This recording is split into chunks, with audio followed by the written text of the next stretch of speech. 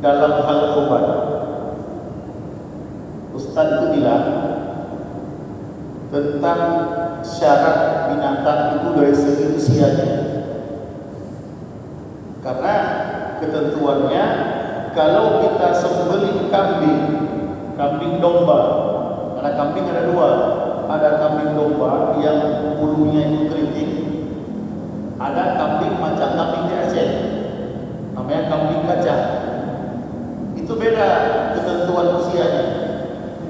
Kalau kambing domba itu umurnya setahun, masuk 2 tahun. Artinya usia dia sudah penuh 1 tahun, boleh sah untuk kurban.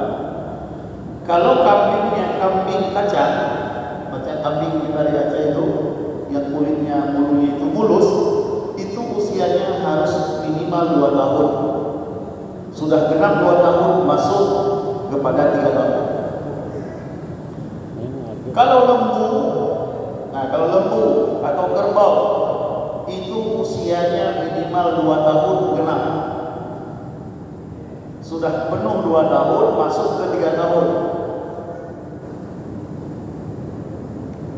Sekarang karena kecanggihan obat, pakan dan sebagainya, sehingga lembu itu mudah dibesarkan. Sehingga kita yang beli tergiur dengan bobotnya, sehingga tidak lagi memperhatikan usianya. Ini yang sering terjadi kesalahan. Bagus memang kita lihat dari segi bobotnya, tetapi yang paling penting usianya harus sudah sampai 2 tahun. Mungkin kalau sama yang tukang pelihara lembu tahu ya. Saya pernah tanya kemarin sama apakah lembu itu ada akte lahir? Tidak ada katanya. Tapi orang yang paham katanya bisa menandai dengan giginya sudah gugur, ya. Atau bisa tanyalah kepada yang lebih mengerti. Yang penting usianya sudah 2 tahun penuh. Kalau lembu atau kerbau. Kalau unta 5 tahun. Mungkin unta tidak ada tempat kita. Yang perlu kita perhatikan usianya. Barulah dari segi hal-hal yang lain, dari segi cacatnya, ya, jangan sampai ada cacat. Misalnya binatang itu buta, pincang, ya, dan lain sebagainya. Jangan sampai beraib. Tapi yang paling sering banyak terjadi kesalahan adalah dari segi usia. Kemudian dari segi warna itu kembali kepada afdaliyahnya. Yang paling bagus itu warnanya warna putih. Itu kalau ada. Tapi jangan pula nanti ada warna putih nggak jadi kurban, ya. Baru ada warna-warna yang ada itu urutan warna, tapi itu tidak terlalu bermasalah karena itu sunnah saja. Tapi yang paling penting adalah dari segi usianya perlu panitia perhatikan. Kemudian yang perlu diperhatikan lagi juga, di sebagian tempat dipakai orang kerja,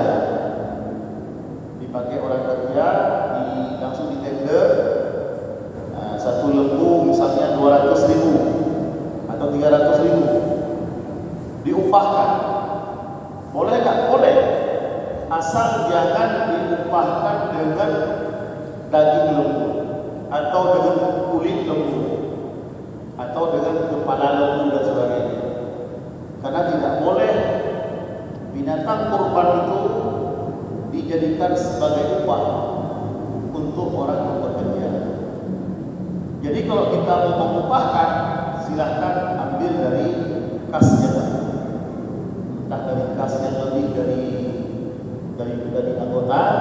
Yang penting jangan diambil dari tubuh binatang. Kemudian dalam satu lembu itu 7 orang. Kalau dalam 7 orang itu beda-beda tujuannya, boleh nggak? Misalnya satu lembu itu 4 orang dia niatkan sebagai korban, 3 orang lagi dia nggak niat korban, dia niat akikah untuk anaknya. Di dalam satu lembu itu ada 2 model, itu sah-sah saja. sah-sah saja begitu. Tapi yang kebanyakan kan kalau 7 semua ya. Kemudian yang perlu juga panitia atur, diusahakan anggota yang kurban itu waktu penyembelihan bisa menyaksikan. Dan ini perintah Rasulullah kepada anak beliau, saksikanlah kurban. Jadi anggota yang kurban dipanggil pada hari itu, suruh saksikan penyembelihannya. Kalau bisa anggota yang kurban itu dia yang sembelih sendiri, lebih bagus. Dia yang mau menyembelih sendiri itu lebih bagus. Tapi kalau dia tidak sanggup, tak berani ataupun tidak boleh karena satu dan lain hal, maka serahkan kepada panitia. Yang penting anggota yang kurban itu menyaksikan. Kemudian masalah pembagian dagingnya.